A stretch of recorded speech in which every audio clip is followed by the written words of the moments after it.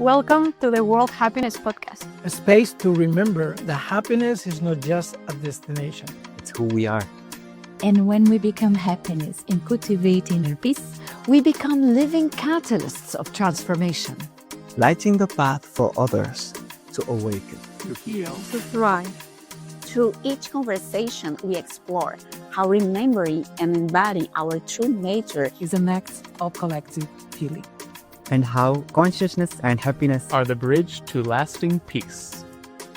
Take a breath. Tune in and join us, not just to listen, But to expand consciousness and happiness. to every corner of the world. Welcome to the World Happiness Podcast. I'm so glad to keep going into this beautiful project. I'm an honor today to welcome Dr. Edith Shiro.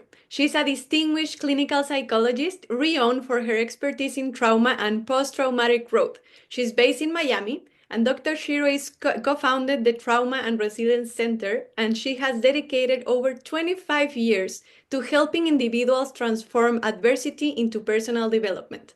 Her groundbreaking book, The Unexpected Gift of Trauma, The Path to Post-Traumatic Growth, introduces a 5-stage framework that she will develop more into this podcast, and she empowers individuals not only to heal, but to thrive after traumatic experiences. And that's something that I really love about her book and about her approach, that how she doesn't just take trauma as pain, right? She uses trauma also as a catalyst, and that she explores how trauma affects not just individuals, but also communities and generations, emphasizing the need for collective healing. So, Edith, I'm very happy to have you here. Welcome.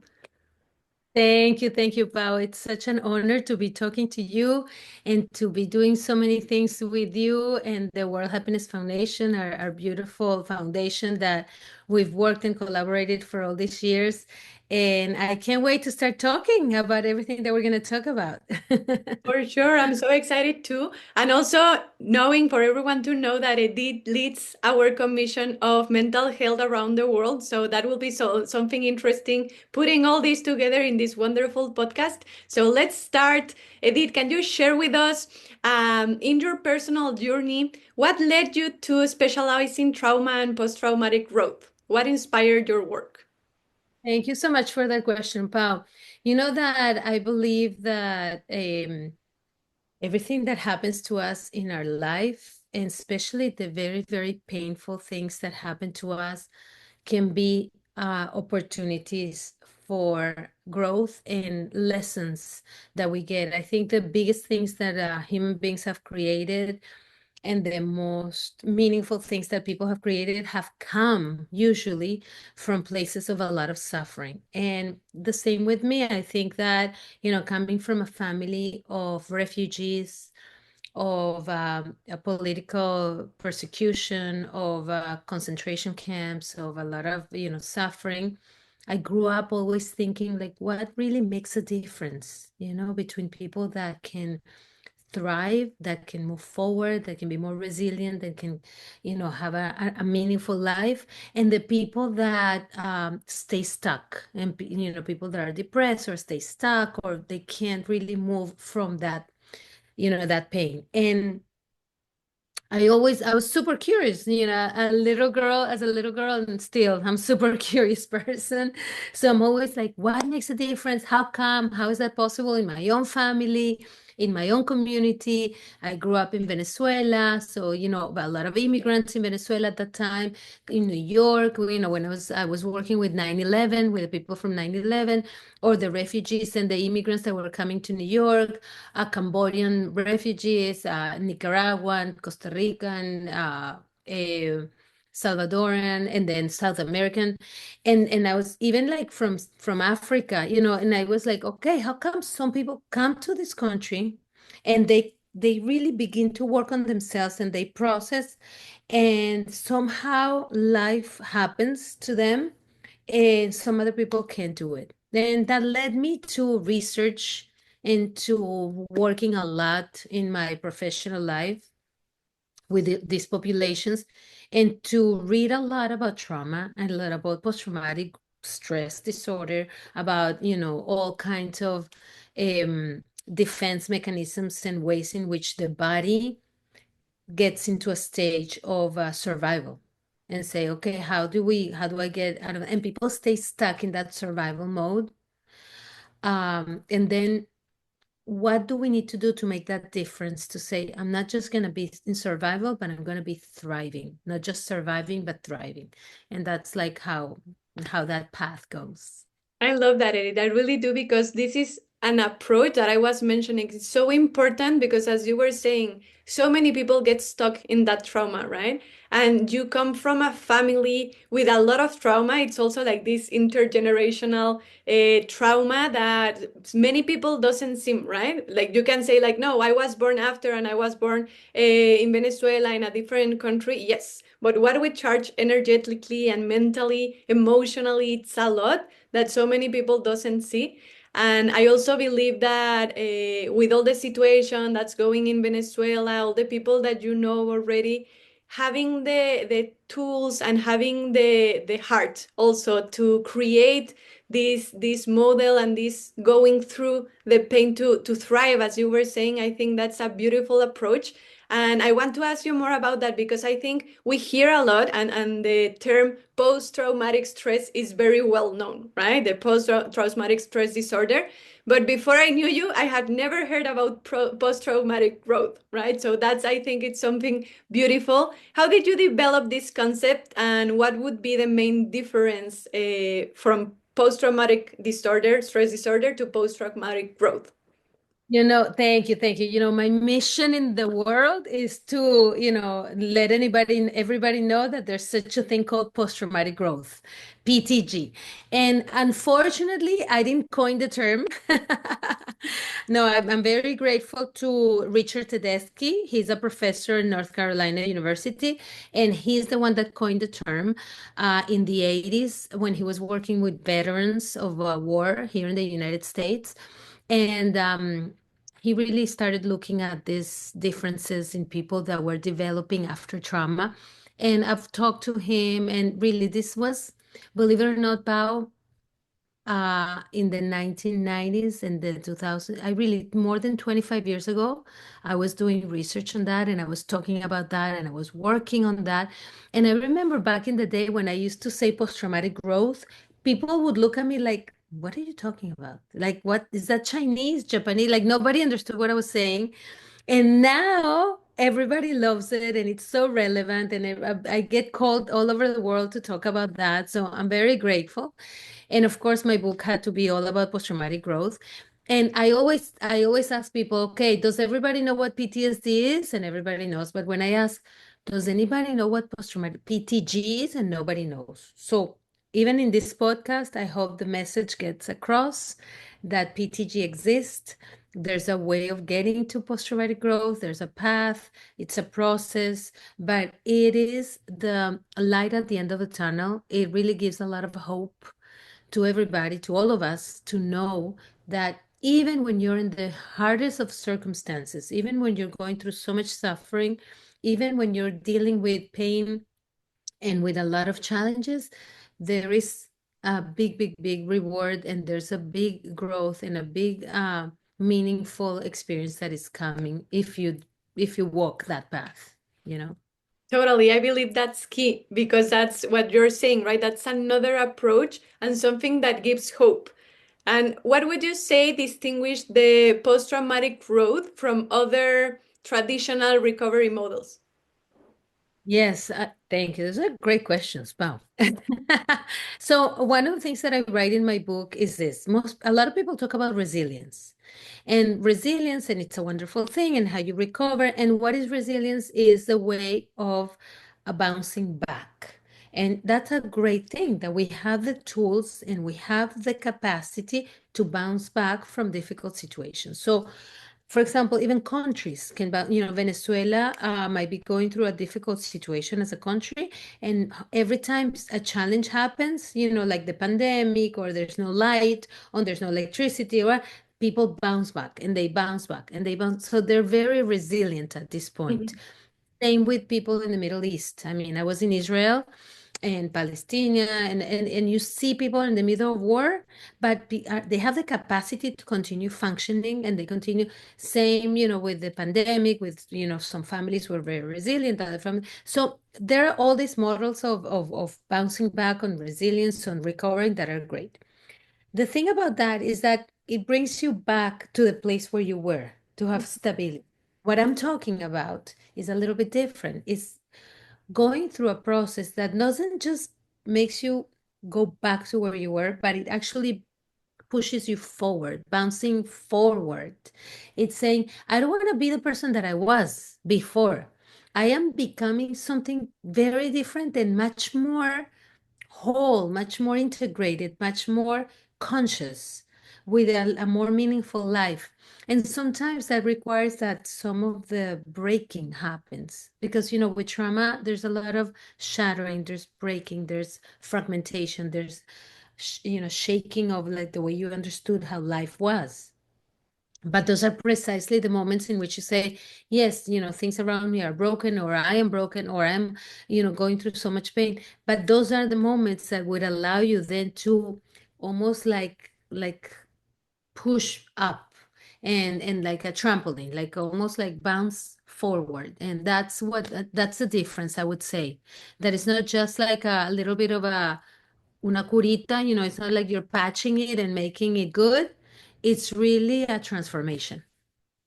I love that because I feel that that's also something that we do from the foundation, right? Like going depth into all our wounds, our story, and I believe there is no coincidence in you being from descendants from the Holocaust and also from Venezuela, because I think there's so much suffering going around these two different spaces, but also having the example of someone who has already developed this framework and this possibility to go through, to break through, to thrive after so many traumatic and so many difficult situations. I think it's key. So, well, first, just thank you for that. And I really think it's important. And that's something that's coming to me, like how important it is your role with your story in everything that you're doing.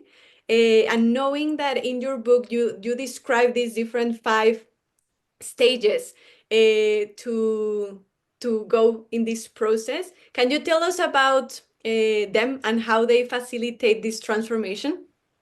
Yes, yes, yes. And please, please, please make sure that, for everybody that is listening, to check it out in the book.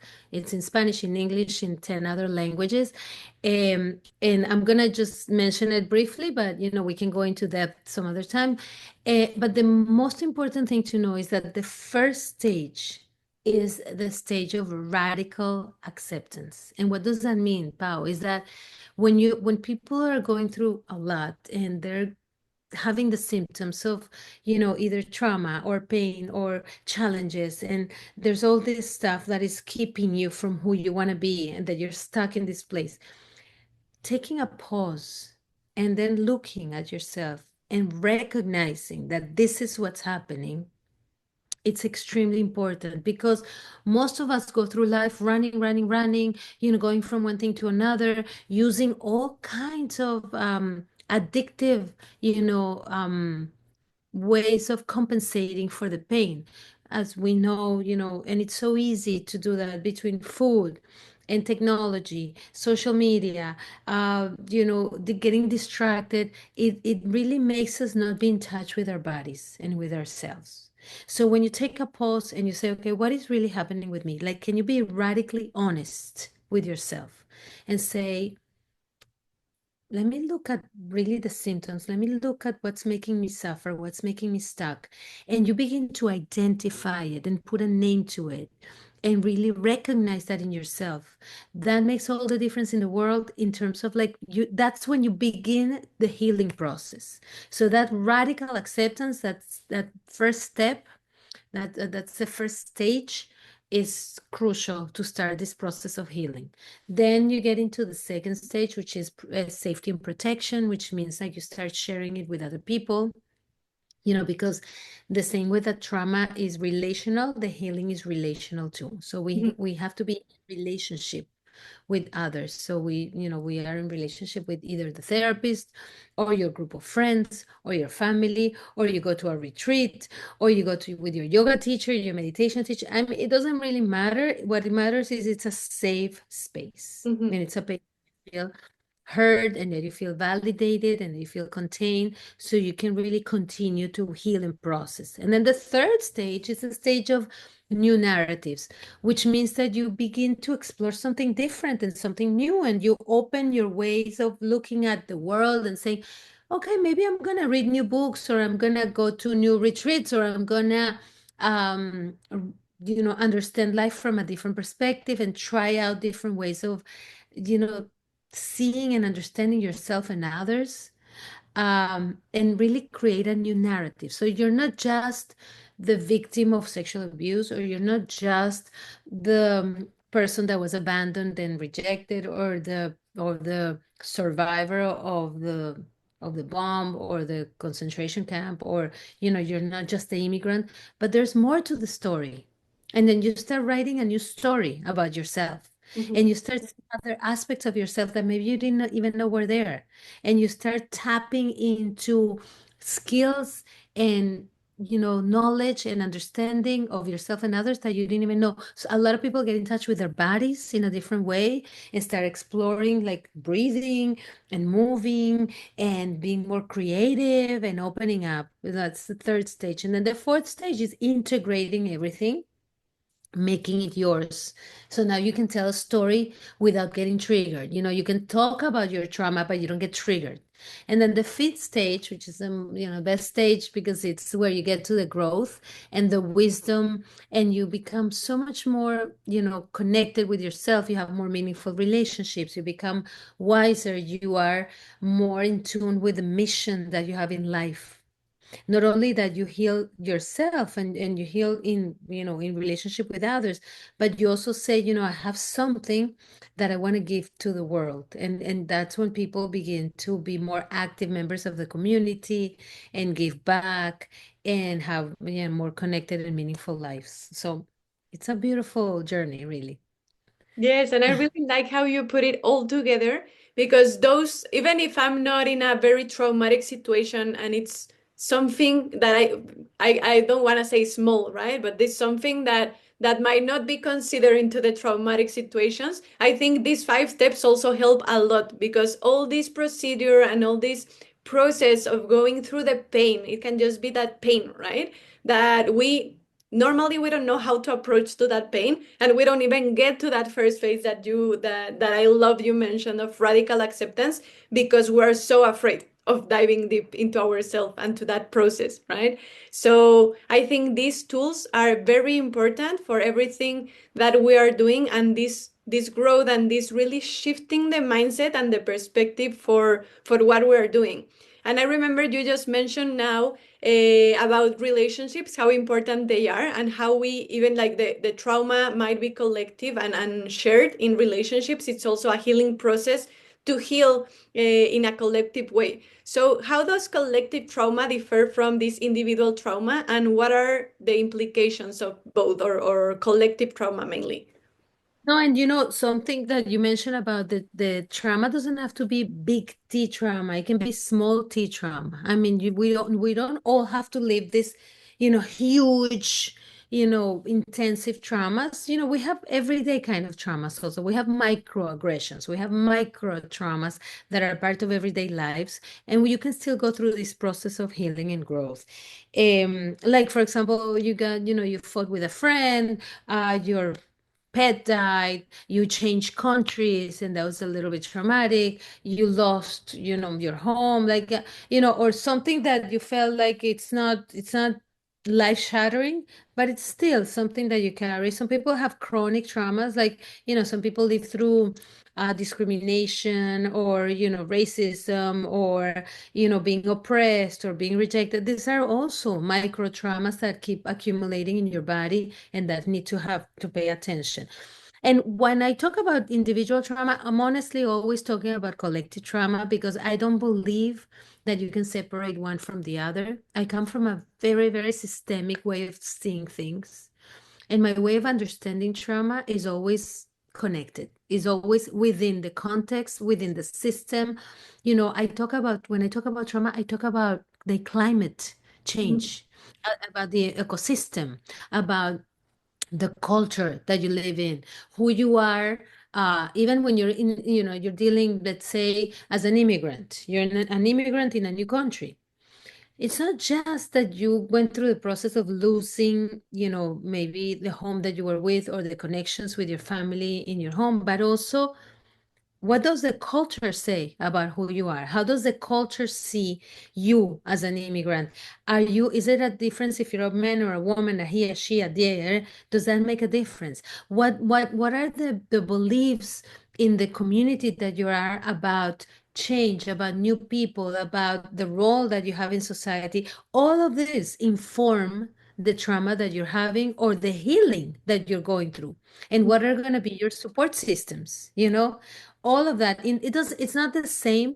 I always give this example. If there's a girl that unfortunately is sexually abused, and she's in a community that understands that is part of the conversation, that are organizations and institutions that can talk about it, that she can go someplace and talk about her sexual abuse, that legally or ethically people are going to understand it and support it. It's very different, that trauma, than a girl that experiences sexual abuse in a country in which girls get married at 13 and they are sold and they are sexually abused and nobody talks about it because women are so oppressed. It's the same trauma, the same event, but it's seen in such a radically different way. And the support is so radically different. So the healing is going to be radically different as well. And that's also what makes a difference. Of course, collective trauma is when you have groups of people that experience something together. For example, the Dominican Republic collapse of the club, club that 300 people died. That's the whole country is reverberating in the grief, unfortunately. I mean, the whole country is going through the collective trauma, and the whole country has to heal collectively. The example of any of our Latin American countries that are going through difficulty, Venezuela, Cuba, etc.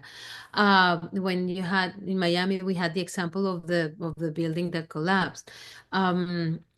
Groups of immigrants that are being oppressed right now. We have the Latin Americans in the United States that are being sort of persecuted and deported in some way. I don't want to get too political, but we have so many examples like that. The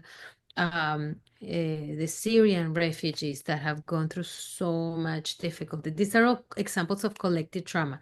The pandemic that the whole globe was experiencing for a lot of people was very traumatic. Maybe not for you and me, but for other people was very, very traumatic to go through that.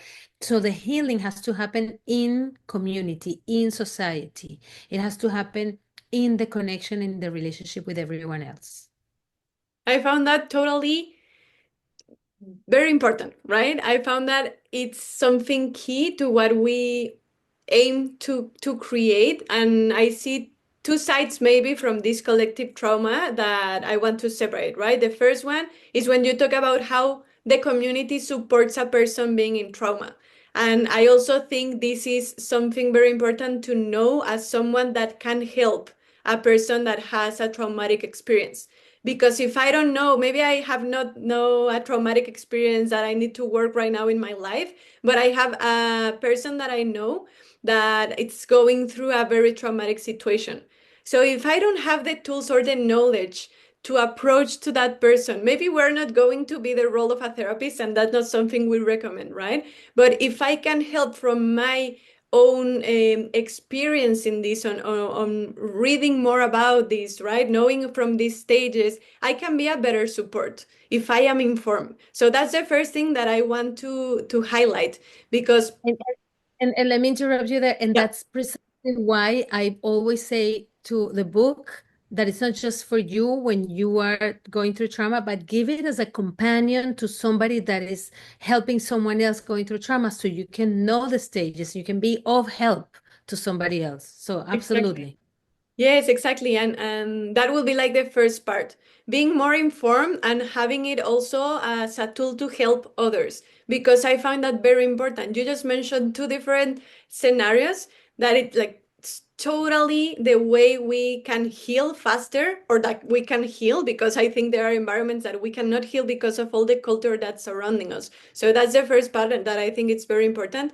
And the second one, it's this collective trauma that happens when we, as a community or as a country, we experience something, or as humanity, as you say, with the pandemic. So, in what ways can communities foster this collective healing and growth? Yes, so one of the things that we do in the World Happiness Foundation, and I also do in my own practice and the Center for Trauma that I have, is that we create spaces for connection and community all the time. So, for example, when I'm working with the survivors of the mass shooting at FSU, unfortunately, here in Miami, that happened in Florida, uh, what I create is a space for the people that suffer and went through that to get together and start talking about their experiences.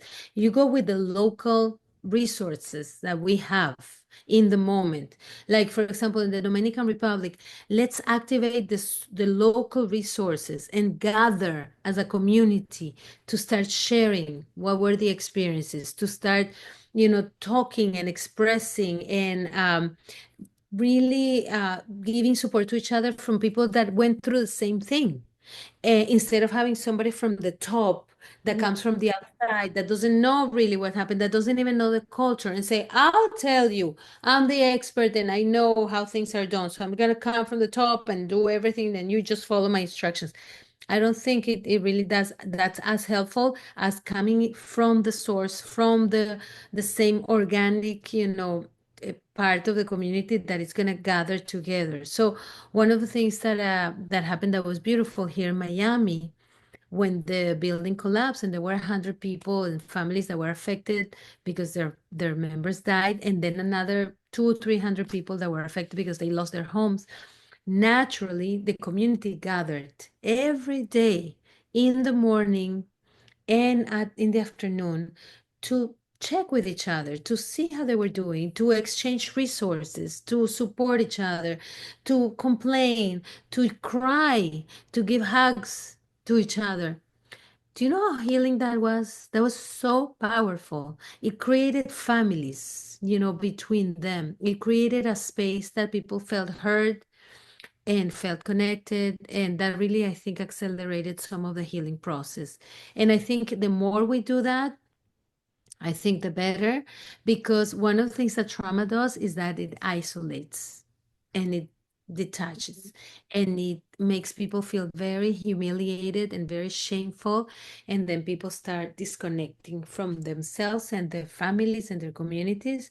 So the more that we can offer that, and that's why, from the place of the World Happiness Foundation, this is something that I offer all the time, and this is something that we do, and that I think makes a big difference. My heart expanded as hearing you, because I think that's part of how we really can heal. As you said, trauma isolated us.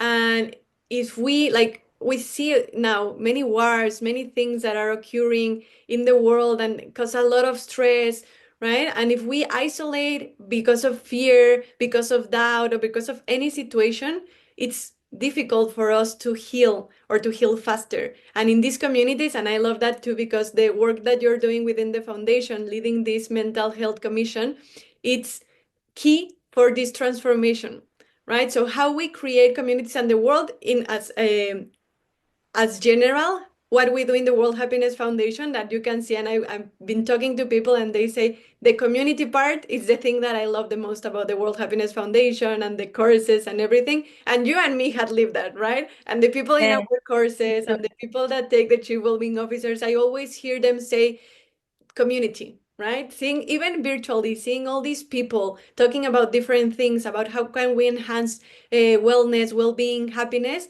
that's something that connects us all. So I think that's something that it really enhances how we heal collectively creating these communities.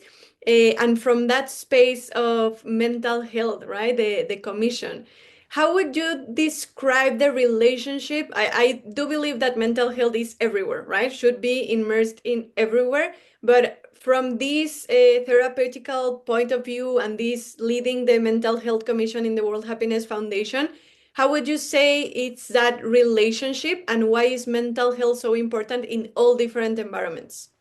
Yeah, let me just say the second question first.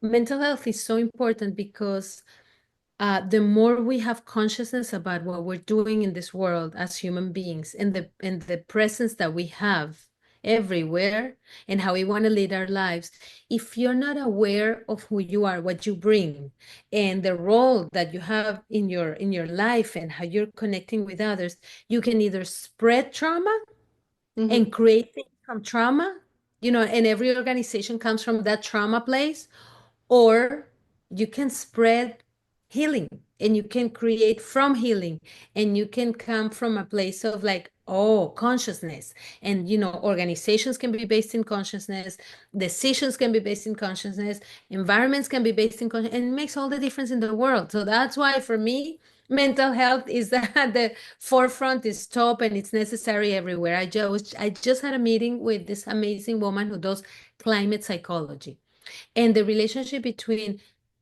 the ecological climate and the way that what we're living in our natural environment, like the plants and the animals and the earth, and how we relate to that, and how the earth relates to us, has everything to do with mental health. Believe it or not, I know people sometimes don't put those two together, but even that makes a difference. Even that, how we process what's going on with the climate, has something to do with mental health, and at work, and technology, and education, and everything. So what do we do? I think I'm loving this new initiative that we're having on the Commission of Mental Health within the foundation, because it's taking every mental health professional, and that can be therapists, psychology, psychiatrists, therapists, coaches, uh, anybody that works with the body, with any, and creating a space in which we can gather. I think we're gathering once a month. It's just starting. This is new, and Pao, I know you're helping me with this as well, and you're part of it. And it's gathering once a month, so we can have a place to exchange ideas, to have support, to maybe even co-supervise one another, to learn also new techniques and new ways of being, and also to be ready in the case of international and global events, that we as a foundation can show up and have a presence, like we did, for example, with the Dominican Republic, or that we did, in Miami, or we can do it in Mexico, or in Brazil, or, in different parts of the world, in India, we've done, and say, okay, as a foundation, we are providing support, and this is really voluntarily. It's like a lot of the therapists are giving their time to say, I'm here to help, especially in times of crisis. But this is an ongoing group in which we're growing and learning from each other, and having a space to connect as well. Yeah, thank you for that, Edith, because I do believe that with this kind of initiatives, and we call it share your gift, right? When you can give your hours of, because I'm an expert in coaching, or I'm a therapist, or I'm a psychologist, that you can actually give to the world those gifts you have to actually help people to thrive, to heal, to go through difficult situations. So all that you're doing in the commission, and I think it totally connects with all the different parts that we do in the foundation, because it's with we call them ecosystems of happiness, right? The companies, the schools, the hotels, the cities, that we need this fundamental base of mental health, right? Happiness is totally linked to health, and health has mental health and physical health and spiritual and emotional health. So that's part of our pillars in everything that we do in the foundation, and all the programs that we also invite you to take a look, because I think this is a transformation we are actually envisioning and intentioning to the world through everything that we do as people and as the community of the World Happiness Foundation. So those are key points for us to really thrive. And I think for starting to integrate everything that we have been talking about in this beautiful episode. What would be for the people that are starting and immersing into this either mental health or this going out of the traumatic experiences? How can they, because we talk about radical acceptance as a first step, but if I'm very scared of accepting, not even radical accepting, but just accepting, what could be practical exercise or tools that you can recommend? And I know in your book are more, so we really expand the invitation for the listeners to read it. But here, for those people that are like starting and want to have something to grab on, what can you recommend for them to start in this post-traumatic growth journey? Yes, thank you, thank you. And yes, please, I would always say go get the book. It's on Amazon, it's on any website, it's on audio, it's in writing, so you can get it no matter what. And that would be a super helpful first step to start working on this process. And also, there are a few things that can be done that are very helpful. One of the first things is to start connecting with your body. Even if you don't want to think about it, even if you don't want to deal with it, take some sort of class or, get a massage, do some dancing, do some movement, get in touch with your body, to start listening to what your body has to say, even if it's for a little bit, if it's for a few minutes, to start touching your body, to start tapping on your body. There's so many tapping techniques, or start getting this kind of massages that are like more informed, or get into a class that it's about dancing or about moving or about jumping, or that makes a big difference, because that's how you start listening to messages and getting into more connection with the present moment. The other thing is the breathing, breath techniques, taking time in the day, maybe in the morning or before you go to sleep, to and sometimes when we do that, you just want to cry, even if you don't know what it is, but allowing your body to begin to express, that makes a big difference. Find one person in your life that you love, that you feel comfortable with, and start seeing if you can talk to them about something that is more intimate, or that it's more truthful, that it's more authentic. Another thing to do, going to nature, being in nature and being contained by nature. It can be the mountain, it can be the beach, it can be the trees, the parks, the sand, just being held by nature, with your feet on the ground, with your body in touch with it, with breathing, with the sun, that also allows for you to bring you back to the present moment, and to really start listening. And of course, I'm going to say always, go find yourself a good therapist, or a group therapy group, or a good retreat, or a good, go for a weekend to a place that it's going to allow you to start connecting with things that are more meaningful. So or read a book about it, there's listening to music. That's the other thing that I love, like music and art. I think also allow us to express, even if we don't want to talk about what's painful, but maybe the drawing, or maybe the song, or maybe the playing the instrument is going to make a big difference. And of course, one last thing is spirituality. In the same way that this healing process gets you to a place of more spirituality and more connection, which is one of the beautiful outcomes of the post-traumatic growth. Starting with a spiritual place, maybe you have a spiritual community, maybe you have a place where you go pray, maybe you feel comfortable with a spiritual leader. These are all places that are going to allow you to connect with what you need to connect to begin this journey of post-traumatic growth. Wonderful, Edith. Thank you for all those recommendations and practices, because either of them that they want to start with, it's already super valuable and useful. from going to nature, from starting to move. There are many, many different tools and practices that you can start with.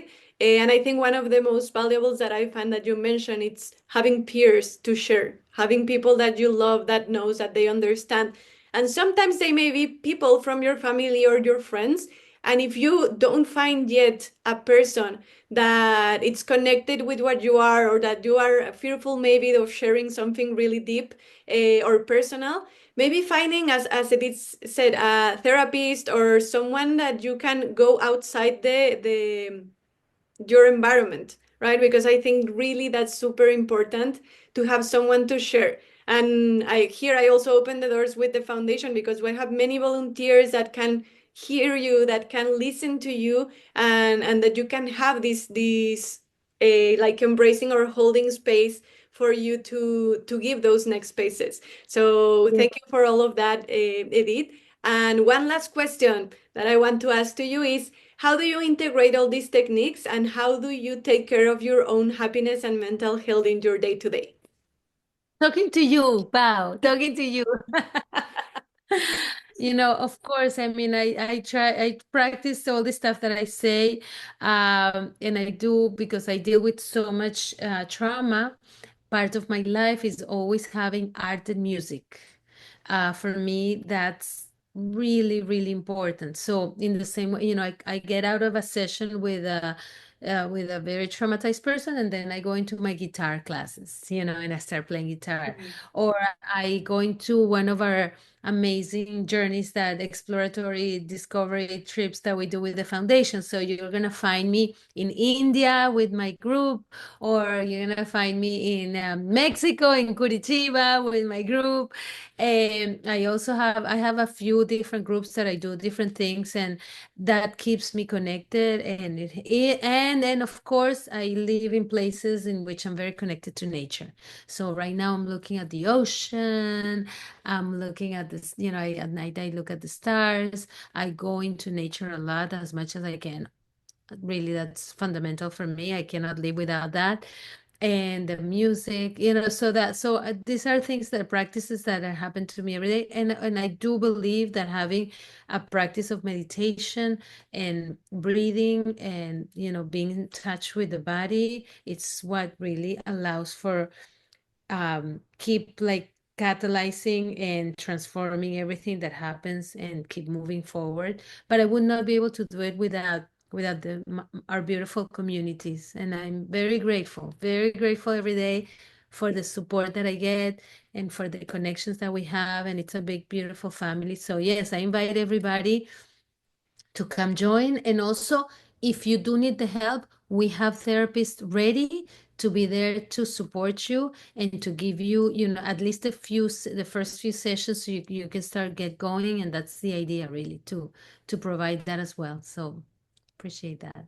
Totally agree. And thank you, Edith, because I think us as healers, you as therapists, it's always important to consider ourselves first in all this mental health and happiness, and those practices that you implement in your day to day.